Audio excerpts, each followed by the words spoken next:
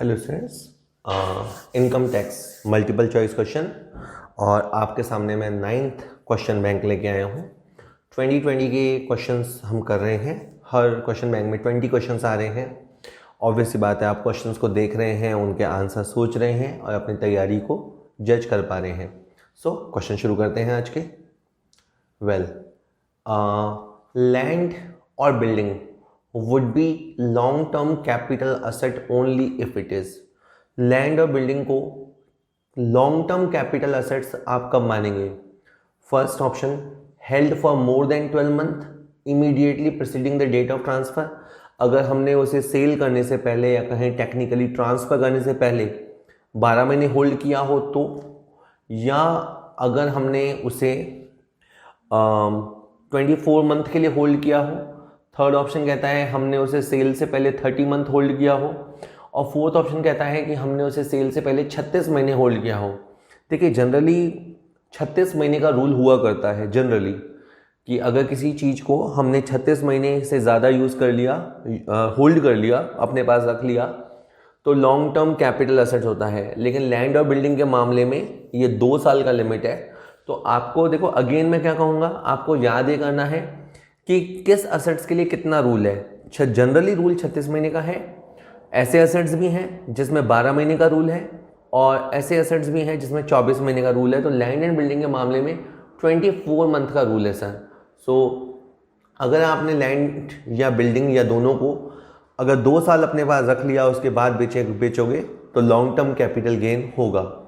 LTCG होने पे अलग सेक्शंस लगते हैं, STCG होने पे अलग सेक्शन लगते हैं, इसलिए ये जानना समझना जरूरी होता है। चलिए, अगला क्वेश्चन आ रहा है, capital gain on transfer of depreciable asset would be.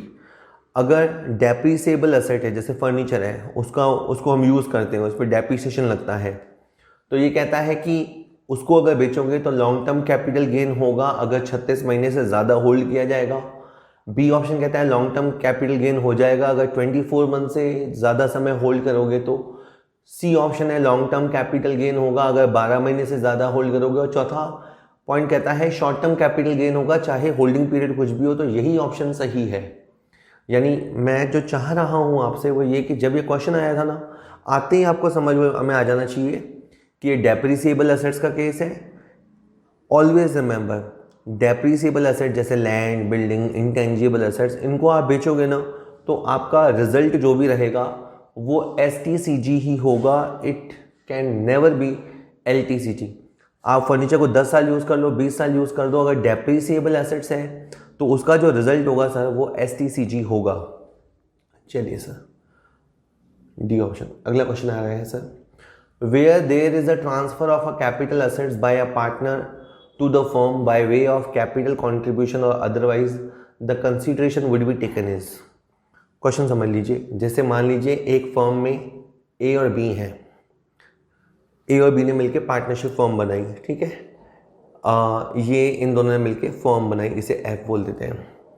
A के पास एक बिल्डिंग थी, वो बिल्डिंग उसने फर्म के नाम कर दी, क्योंकि फर्म में आप एंटर होते हो तो आपको कैपिटल लगानी पड़ती है। मान लो कि A को कहा गया कि आपको 50 लाख रुपए लगाना है, तो A 50 लाख रुपए जब ला रहा था तो उसने एक बिल्डिंग अपनी जो थी वो फर्म के नाम कर दी। नाउ द क्वेश्चन इज कि मान लीजिए कि A के बिल्डिंग वो हो, मान लेते हैं 20 लाख की, और A और B राजी हुए हों कि इसे 25 लाख की माना जाएगा और फर्म ने उसे 25 लाख पे एंटर किया।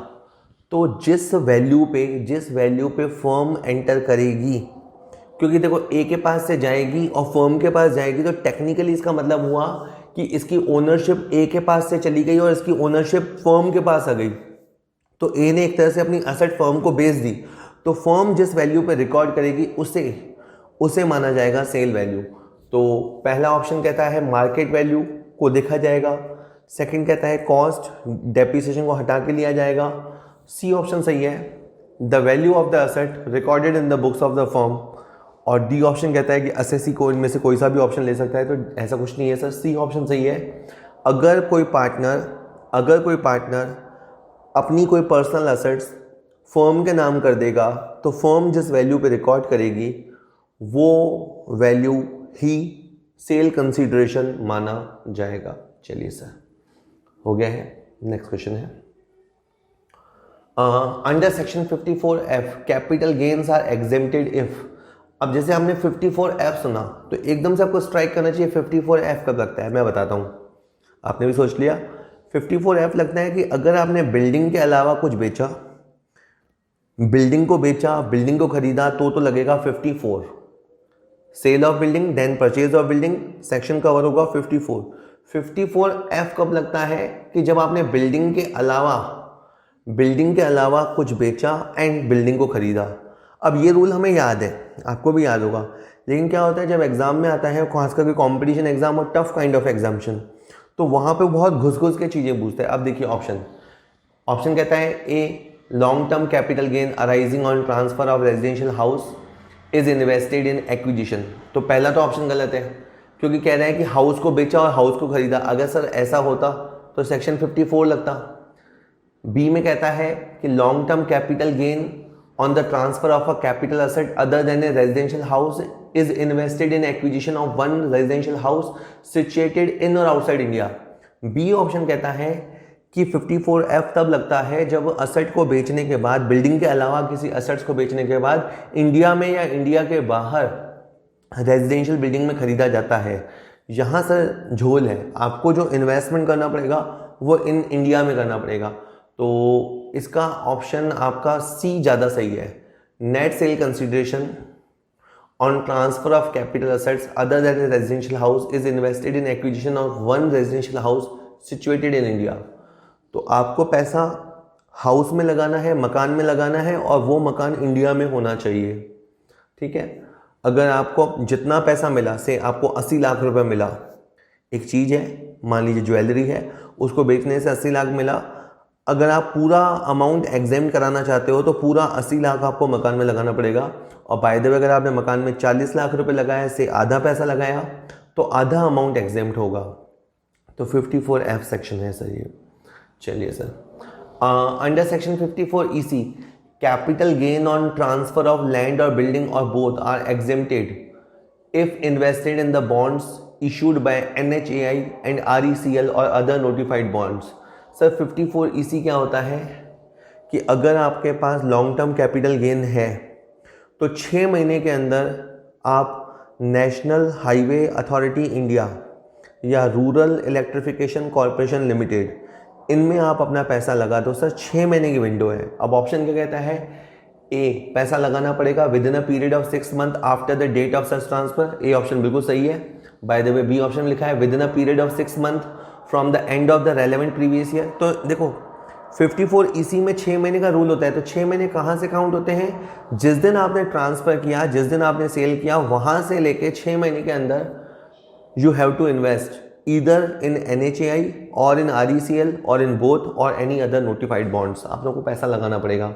सी ऑप्शन देख लेते हैं। वैसे सी ऑप्शन में कहता है आपको 6 महीने के अंदर पैसा लगाना पड़ेगा, and of the previous year और फाइलिंग ऑफ रिटर्न वगैरह। नहीं सर, ए ही ऑप्शन ठीक था, आप ऑप्शन सारे पढ़ लीजिएगा, ए ऑप्शन सी था।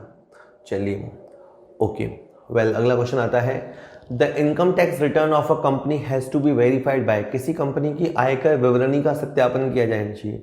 अब जैसे ITR है तो ITR पे सिग्नेचर कौन करेगा, भाई इंडिविजुअल का होगा।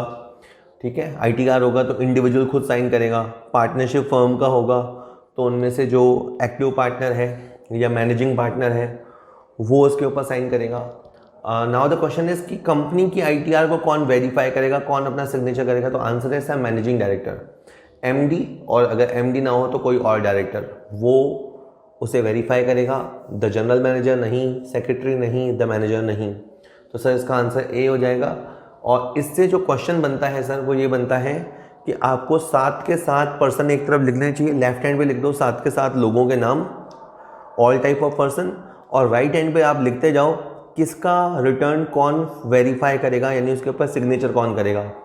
एक क्वेश्चन के अंदर से 7 क्वेश्चन आप तैयार कीजिए, तब जाके आपकी एक सिंसियर तैयारी होगी जो अपना एम होता है। चलिए सर और सुन लेते हैं। The assessee can file a revise return of income at any time before the completion of assessment और before the expiry of the dash dash period whichever is earlier. Sir revise return, पहली बात तो समझो ये नौबत क्यों आई।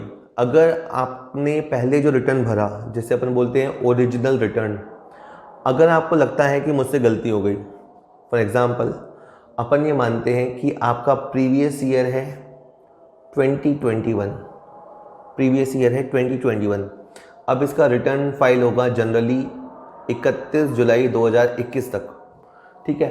मान लीजिए आपने टाइमली रिटर्न फाइल कर दिया, अब आपको इसे चेंज करना है, तो वो चेंज आप कब तक कर सकते हैं सर? असेसमेंट ईयर के एंड तक। यानी अगर 2021 का प्रीवियस ईयर है तो आपका असेसमेंट ईयर हो गया सर 21-22, तो 22 के एंड तक आप इसको रिवाइज कर सकते हैं। ऑप्शन है 1 year from the end of the relevant assessment year, 2 year from the end of the relevant assessment year, 6 month from the end of relevant assessment year, end of the relevant assessment year. Sir A और D में close fight है, थोड़ा देख लीजिए, अपन इसका देख लेते हैं आंसर क्या है। इसका आंसर डी है सर, मैं डी ही बोला था, and of the relevant assessment year.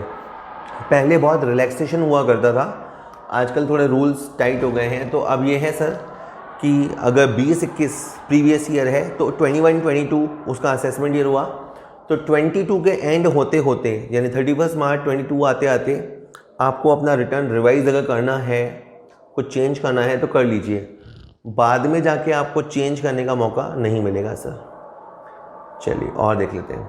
As per the section 139(1), अगर मैं कुछ आंसर को बताऊँ और आपको लगे कि सर को थोड़ा डाउट लग रहा है, मे बी लग जाता है एक्सप्रेशन से, तो आप उसका थोड़ा रूल ढूंढ लिया करें, उसमें कोई दिक्कत नहीं है और ढूंढना भी चाहिए। हालांकि मुझे किसी को डाउट होगा तो मैं बोल दूंगा, बट फिर भी as per section 139(1), filing of return is compulsory irrespective whether profit or is earned or loss is incurred in case of.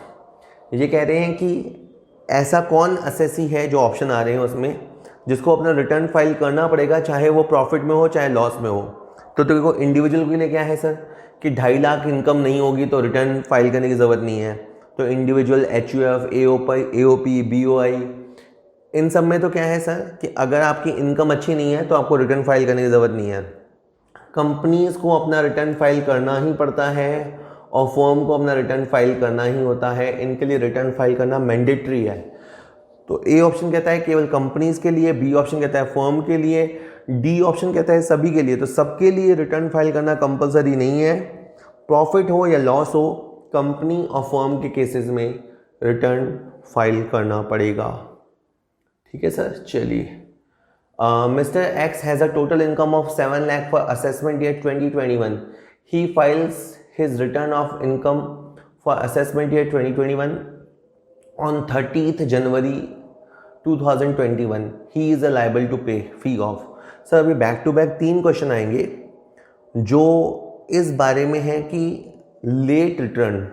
पहले क्या होता सर, लेट रिटर्न हो जाता था तो केवल एक सेक्शन था 234A, आपको उसका ब्याज देना पड़ता था। लेट हो गया रिटर्न तो आपको ब्याज लग जाता था, वो भी अगर टैक्स बनता था तो ब्याज लगता था। तो अब इस लेट लतीफ़ी को रोकने के लिए सर थोड़े रूल्स बनाए गए हैं। तो अब आप ये देखिए कि पहले तो आप समझो कि ये जो इनकम है मिस्टर एक्स की आय 2021 के लिए, ओके अपन कहानी बना लेते हैं कि मान लेते हैं कि ये प्रीवियस ईयर बात कर रहा है 19-20 की, ठीक है, प्रीवियस ईयर 19-20 की बात कर रहा है और इसको अपना रिटर्न फाइल करना था मान लीजिए 31 जुलाई 2020 तक।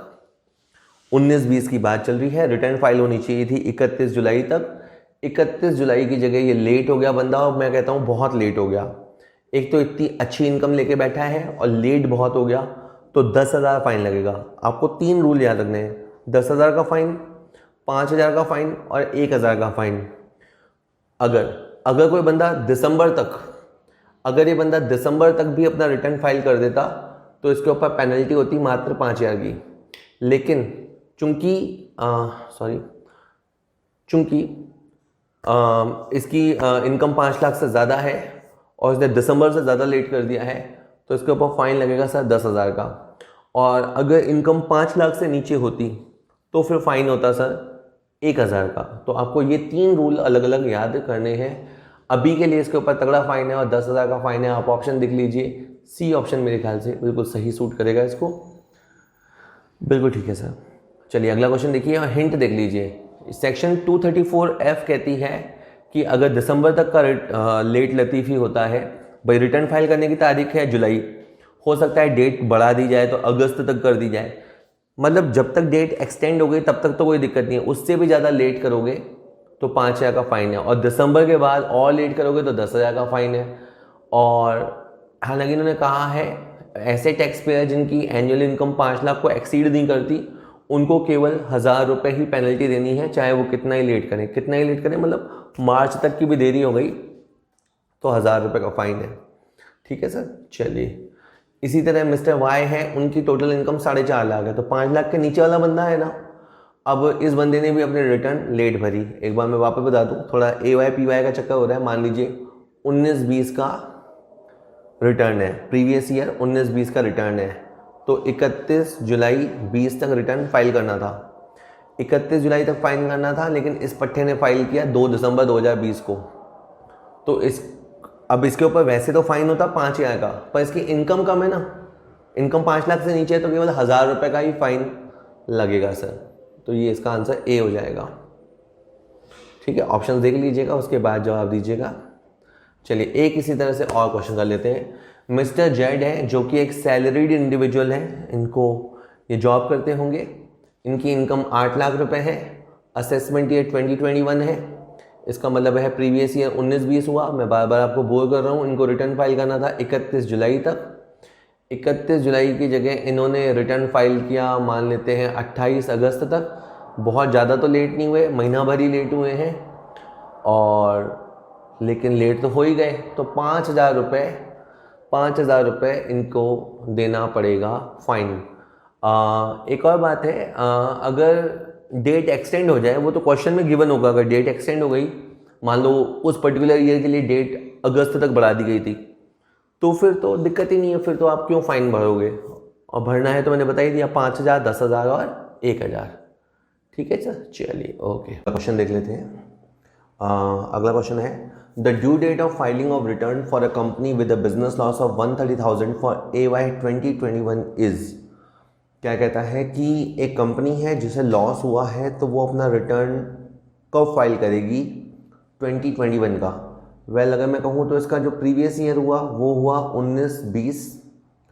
प्रीवियस ईयर 19-20 के लिए जनरली रिटर्न जाता है 31 जुलाई तक, कंपनीज के लिए रिटर्न जाता है 30 सितंबर तक, तो इनको रिटर्न फाइल करना पड़ेगा 30 सितंबर 2020 तक। ठीक है सर। कंपनीज और ऑडिटेड पर्सन के लिए 2 महीने एक्स्ट्रा मिलते हैं, बाकी सब लोग जुलाई में रिटर्न फाइल करते हैं। कंपनीज अपना रिटर्न और ऑडिटेड पर्सन सितंबर तक रिटर्न फाइल करते हैं। कुछ लोग होते हैं वो दिसंबर में रिटर्न फाइल करते हैं, आप पता लगाना कौन होते हैं जो दिसंबर तक रिटर्न फाइल कर सकते हैं। चलिए सर। अगला क्वेश्चन आ रहा है, the tax liability of mister Saral who attend the age of 60 years on 31st March 21 and does not opt for the provision of section 115 BAC for the previous year 2021 on the total income of 560,000 comprising of salary income and interest on FD would be। अब ये question है, सरल हैं कोई mister सरल, उनसे related, उसने year and होते होते 60 ईयर अचीव कर लिए हैं, तो वो सीनियर सिटीजन हो गया है। हालांकि उसने 115 BAC का प्रोविज़न नहीं लिया है, ये न्यू रिजीम है, इन्होंने नया रिजीम नहीं लिया है। नया रिजीम मैं अभी आपको बताऊंगा क्या है। तो आप समझिए कि 5,60,000 में से जो शुरू वाला 2.5 लाख है, वो शुरू वाला 2.5 लाख तो एग्जेम्प्ट हो गया। जो बीच वाला 2.5 लाख है, जो 2.5 लाख से 5 लाख होता है, उस पे सर हो जाएगा आपका 5% टैक्स, और उसके बाद जो होगा वो होगा आपका 20% टैक्स। तो आपका 12,500 रुपये और 12,000 रुपये। और अच्छा एक और बात, सॉरी, इसने चूंकि 60 साल की एज ले ली है, तो इस पे 3 लाख तक कोई टैक्स नहीं होगा, और जो अगले 2 लाख होंगे उस पे 5% टैक्स होगा, और उसके बाद 20% टैक्स होगा। तो 10,000 रुपये और 22,000 और 4% और जुड़ेंगे तो 22,880। सर इसका आंसर 22,880 आएगा। क्वेश्चन एक बार आंसर देख लीजिए फिर बताता हूँ। 22,880 सर क्वेश्चन देने का बेसिक पर्पज़ ये था कि आपको ये नॉलेज आनी चाहिए कि 115 BAC एक नया ऑप्शन आ गया है, उसमें शुरू के 2-3 स्टेप सेम है, यानी शुरू के 2.5 लाख तक नो टैक्स, 2.5 लाख से 5 लाख तक 5% टैक्स, लेकिन उसके बाद इसके स्लैब ओल्ड एग्जिस्टिंग स्लैब से अलग है। अब अगली साइड में आप वही देखेंगे। ये तो पहले आप देख लीजिए कि इसका आंसर 22,480 कैसे आया। 10 और 12 22,000 और 4% एंड में जुड़ा है। नए स्लैब कहते हैं कि पहले 2.5 लाख तक कोई टैक्स नहीं, 2.5 लाख से 5 लाख तक 5% टैक्स, तो यहाँ और यहाँ तो मैचिंग है। उसके बाद 5 लाख से 7.5 लाख, यानी यहाँ 5 से 10 है और यहाँ टैक्स रेट है 20%, यहाँ टैक्स रेट है 10% और 15%। तो सुनने में आपको लगेगा सर ये तो फ़ायदेमंद है, जो लोग इस टैक्स ब्रैकेट में आते हैं उनको ये ऑप्शन लेना चाहिए, लेकिन इतना आसान नहीं है क्योंकि नए टैक्स रेट में बहुत सारे डिडक्शंस नहीं है। इनफैक्ट डिडक्शंस है ही नहीं। जो सैलरी में मिलने वाला 50,000 का स्टैंडर्ड डिडक्शन है वो नहीं है, हाउसिंग लोन का डिडक्शन नहीं है, ATC के डिडक्शन नहीं है। तो जो लोग डिडक्शन लेने वाले बंदे हैं, अधिकतर लोग लेते भी हैं, तो उनको तो ओल्ड वाला ही सूट करेगा। बाय द वे फिर भी ये सिस्टम डाला तो गया है और एक अच्छी सोच के साथ डाला गया है कि आदमी सेविंग ज़्यादा ना करके स्पेंड ज़्यादा करे। ठीक है सर, जो भी है, तो ये नए स्लैब भी आपको ध्यान रखने चाहिए। चलिए अगला क्वेश्चन है, the tax payable by Dharma LLP on TI of 1 crore 1 lakh for previous year 2021 is well Dharma limited liability partnership. अगर कोई LLP है तो उसके ऊपर पार्टनरशिप फर्म के रूल अप्लाई होते हैं। पार्टनरशिप फर्म पे 1 करोड़ से ज़्यादा 7% सरचार्ज होता है, लेकिन 1 करोड़ से इनकम जब थोड़ी ही ज़्यादा होती है तो मार्जिनल रिलीफ भी ध्यान रखना होता है। तो इस बार आप टैक्स 2 बार निकालेंगे। एक बार तो 1 करोड़ 1 लाख रुपए, उसका 30% निकालिए और 30% निकालने के बाद उसके अंदर आप 12% ऐड कर दीजिए। ये तो हो गया नॉर्मल टैक्स। और एक बार आप ऐसा करो कि 1 करोड़ का टैक्स निकालो अलग और जो 1 लाख रुपए है उसे पूरा टैक्सेबल कर दो। फिर भी इस सिस्टम से जो टैक्स बनेगा वो इस सरचार्ज सिस्टम से कम बनेगा, तो उसके बराबर आपको रिलीफ मिलेगी। ठीक है सर, तो इस क्वेश्चन में रिलीफ का पॉइंट है, आप देखेंगे थोड़ी देर में। तो 1 करोड़ का आंसर हो जाएगा 30 लाख और 1 लाख और हो गया तो 30 लाख और 31 लाख, और 31 लाख में आप फिर 4% जोड़ दीजिएगा तो आपका आंसर करीबन 32,24,000 रुपये आएगा। शेष जोड़ने के बाद इस बीच में रिलीफ भी क्लेम हो गई है। चलिए 32-24 इसका आंसर है। और एक बार आप दाएं हाथ पे देखिए, दाएं हाथ पे आपका टैक्स बनेगा 30,30,000 और आपका सरचार्ज बनेगा, जिसको मिलाकर सरचार्ज को मिलाकर आपकी टैक्स लायबिलिटी बन रही है 33,93,600। और अगर आप 1 करोड़ और 1 लाख को अलग अलग टैक्सेबल करेंगे तो आपकी टैक्स लायबिलिटी बन रही है 31 लाख। तो बीच का जो गैप देख रहे हैं उसमें आपको रिलीफ मिलेगा और रिलीफ क्लेम करने के बाद आपका टैक्स बनेगा। तो एक क्वेश्चन में बहुत सारी बातें आई। फर्स्ट, LLP पे फर्म के रूल लगते हैं। दूसरा, 1 करोड़ से ज़्यादा इनकम होने पर 12% सरचार्ज होता है। तीसरा, 1 करोड़ से थोड़ा सा ज़्यादा होने पर मार्जिनल रिलीफ होता है। पिछले वीडियो में भी मैंने मार्जिनल रिलीफ को समझाया था। चलिए, और अब एक और ये एक्स्ट्रा स्लाइड ये है कि surcharge rate for different tax payer. आपको पता होना चाहिए कि किस पर्सन पे कितना सरचार्ज लगता है, कि इंडिविजुअल पे सरचार्ज है क्या। बिल्कुल है सर, 10, 15, 25 और 37। चलिए देख लेते हैं। डिफरेंट रेट्स ऑफ सरचार्ज हैं। इंडिविजुअल के लिए अगर उसकी इनकम 50 लाख और 1 करोड़ हो तो 10% सरचार्ज है। 1 करोड़ से 2 करोड़ हो तो 15% सरचार्ज है। 2 करोड़ से 5 करोड़ है तो 25% सरचार्ज है। यानी जैसे जैसे बंदा ज़्यादा कमाता है उससे हम टैक्स भी ज़्यादा लेते हैं या सरचार्ज ज़्यादा लेते हैं। और बंदा 5 करोड़ से ज़्यादा कमाए तो हम उससे 37% सरचार्ज लेते हैं। Other than tax there will be 37% surcharge. ये किसके लिए है? Individual, HUF, AOP, BOI, artificial judicial person. ठीक है सर, तो 4 सरचार्ज की रेट्स तो खाली इन लोगों के लिए है। आगे बात करें, जो फर्म है, LLP है, लोकल अथॉरिटी और कोऑपरेटिव सोसाइटीज़ हैं, उनके लिए 12% सरचार्ज है, सीधा 12% सरचार्ज, लेकिन 1 करोड़ से ज़्यादा इनकम होने पर। और जो कंपनीज़ हैं उनके लिए 2 सरचार्ज की रेट है और वो रेट्स हैं आपकी 7% और 12%, 7 एंड 12। 1 करोड़ से लेके 10 करोड़ तक 7% और उसके बाद 12%। फॉरेन कंपनीज़ में रिलैक्सेशन है 5% का, 7 की जगह 2% और फिर 5%। तो आपने देख लिया, सारे लोग देख लिए। पहले 4 तरह की रेट्स, फर्म, फिर उसके बाद 12% की रेट्स, फिर डोमेस्टिक कंपनी और फॉरेन कंपनीज के लिए सरचार्ज के अलग अलग रेट। 2-3 बार दोहराएंगे तो आपको याद हो जाएगा। ठीक, अगला क्वेश्चन देखते हैं। अगला क्वेश्चन आ रहा है आपके सामने। If Anirudh, a citizen of India, has stayed in India in the previous year 2021 for 181 days and he is non-resident in 9 out of 10 years immediately preceding the current previous year, and he has stayed in India for 365 days in all in the 4 years immediately preceding the current year, and 420 days in all in the 7 years immediately preceding the current year, his residential status for the एक confusion सा होता है बहुत सारे जब तारीखें या days दिए होते हैं। मैं आपको इसका तरीका बताऊं सर। रेजिडेंशियल स्टेटस में आप ऐसे कर लिया करो क्वेश्चन को। एक तो देखा करो ये प्रीवियस ईयर में कितने दिन रहा, जैसे ये प्रीवियस ईयर में रहा 181 डेज।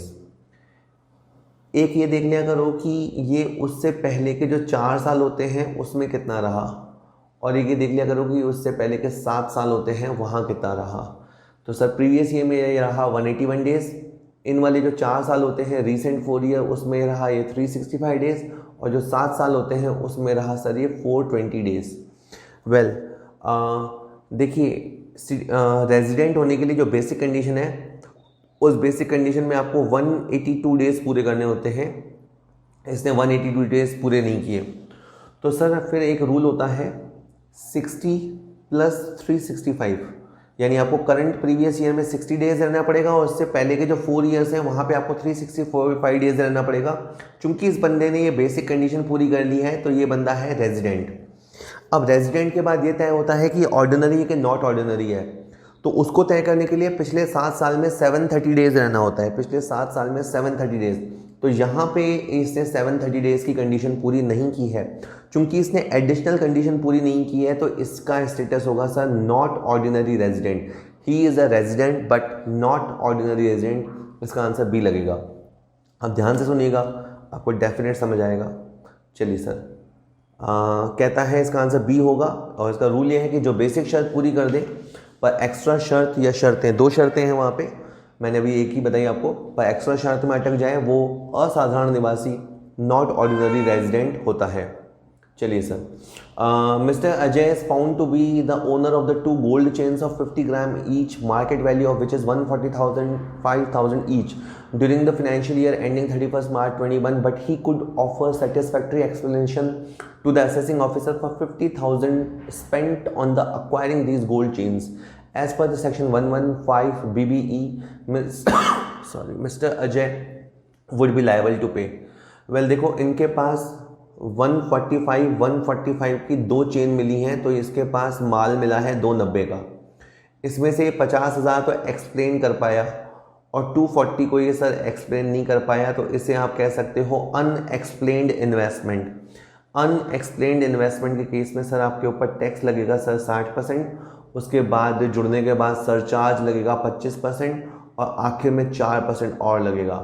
तो सर 2,40,000 का पहले 60% निकालेंगे। हिंट देख लेते हैं, पहले 144 आएगा, उसमें 25% आप सरचार्ज जोड़ेंगे तो 180 आएगा, और फिर 4% और तड़का लगाएंगे हायर एंड एजुकेशन से, इसका 187,200 आएगा सर अनएक्सप्लेन्ड इन्वेस्टमेंट। चलिए, और इसके बाद एक क्वेश्चन है, mister Ajay is recently qualified doctor, he joined a reputed hospital in Delhi on January 21, he earned a total income of till 3,40,000 till 31 March। तो मिस्टर अजय हैं, डॉक्टर बन गए हैं, 3 महीनों में इन्होंने अच्छा पैसा कमा लिया है। His employer advise him to claim rebate under section 87A while filing return of income for assessment year 21-22। उसका जो बॉस है उन्होंने कहा कि आपको रिबेट मिलेगी, आपको टैक्स वैक्स देने की ज़रूरत नहीं है। He approaches his father a tax professional to inquire regarding what is the rebate under section 87A of the act. Well जब उसके एम्प्लॉयर ने 87A के बारे में बताया तो डॉक्टर मिस्टर अजय अपने फादर के पास गए, उनसे पूछा कि 87 क्या होता है। कहता है बताओ उसके फादर ने उसे क्या कहा होगा। पहला point, an individual who is resident in India and whose TI does not exceed 5 lakh is entitled to claim rebate under section 87A। बिल्कुल सही है। प्रीवियस ईयर 2021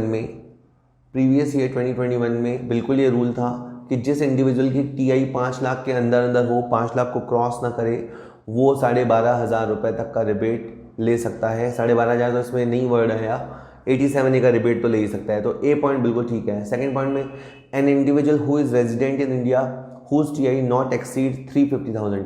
वेल सर, 350,000 का भी रूल था, लेकिन ये ओल्ड रूल है, ये इससे पहले का रूल था, से 19-20 का। ठीक है, तो आप देख लीजिए आप कौन से ईयर में जा रहे हैं। वैसे अभी जो चल रहा है उस हिसाब से तो आप प्रीवियस ईयर 2021 के लिए जा रहे हैं। तो चूंकि ये क्वेश्चन 2021 का है, तो ये बात इसके फादर साहब ने नहीं बोली होगी।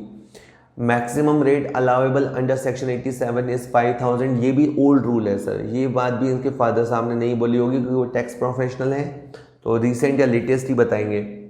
और देख लेते हैं sir, rebate under section 87A is available in the form of exemption from TI. नहीं, रिबेट अलग होता है, डिडक्शन अलग होता है। डिडक्शन जो होता है वो इनकम कैलकुलेट करते समय मिलता है, और जो रिबेट होता है सर वो टैक्स में मिलता है। तो ये गलत है कि डिडक्शन रिबेट जो है वो टीआई में से मिलता है, ये भी गलत है सर। और maximum rebate allowable under section 87 is 12,500, ये बात बिल्कुल सही है। Rebate under section 87A is available in the form of deduction from basic tax liability, ये भी सही है। सब पहला, पांचवा और छठा सही है, इसका आंसर बी हो जाएगा। फर्स्ट, फिफ्थ एंड सिक्स्थ, ये 3 फीचर बताए होंगे इसके फादर साहब ने 87A के बारे में। चलिए sir, previous year can be a period of. Previous year generally तो 12 महीने का होता है, पर वो 12 महीने से कम भी हो सकता है। तो पहला ऑप्शन लिखा है 12 महीने से ज़्यादा और 12 महीने से कम, तो ए ऑप्शन गलत है। बी ऑप्शन कहता है कि 12 महीने का ही होगा, गलत है। थर्ड ऑप्शन कह रहा है 12 महीने और लेस देन 12 महीने, ये बिल्कुल सही है। तो सी ऑप्शन याद रखेंगे, प्रीवियस ईयर 12 महीने या उससे कम हो सकता है। ठीक है सर। और डायरेक्ट एंड इनडायरेक्ट टैक्स का नेचर क्या है? वेल, डायरेक्ट टैक्स होता है प्रोग्रेसिव और इनडायरेक्ट टैक्स होता है रिग्रेसिव। इनडायरेक्ट टैक्स होता है रिग्रेसिव, तो इसका ऑप्शन सी जम जाएगा सर। डायरेक्ट टैक्स में तो क्या होता है, जैसे जैसे आदमी तरक्की करता है, जैसे जैसे उसकी इनकम बढ़ती है, वैसे वैसे टैक्स की रेट्स बढ़ती हैं, सरचार्ज बढ़ते हैं। तो इन जो डायरेक्ट टैक्स होता है सर वो प्रोग्रेसिव नेचर का होता है। इनडायरेक्ट टैक्स रिग्रेसिव होता है, मतलब वो किसी पे दया नहीं खाता। अगर किसी चीज़ का जीएसटी 18% है, तो अमीर खरीदे चाहे गरीब खरीदे, सबके लिए 18% ही जीएसटी है, तो वो थोड़ा रिग्रेसिव नेचर का होता है सर। तो ये आप याद रखिएगा, डायरेक्ट टैक्स और इनडायरेक्ट टैक्स में जो डिफरेंसेस हैं, 8-10 डिफरेंसेस अच्छे से याद करके जाने चाहिए। चलिए सर, और एक लास्ट क्वेश्चन आ रहा है, agriculture income from outside India is taxable. India के बाहर अगर एग्रीकल्चर इनकम आपने कमाई है सर, तो वो टैक्सेबल होगी। और पहला ऑप्शन है फुल्ली एग्जेम्प्ट, दूसरा ऑप्शन है पार्टली टैक्सेबल, थर्ड ऑप्शन कहता है कि fully taxable under the income from other source, बिल्कुल सही है sir. IFOS income from other source में ये पूरी तरह से टैक्सेबल होगी। चलिए, होप ये वीडियो आपके लिए काम कर रहा होगा। Thank you very much. Videos देखते रहिए, पढ़ाई करते रहिए, और खाली वीडियोस के भरोसे मत रहिए। एक क्वेश्चन बैंक अच्छा सा उठा के लाइए, एक बुक अच्छी सी उठा के लाइए और उसे निपटा दीजिए। चलिए, okay, thank you very much.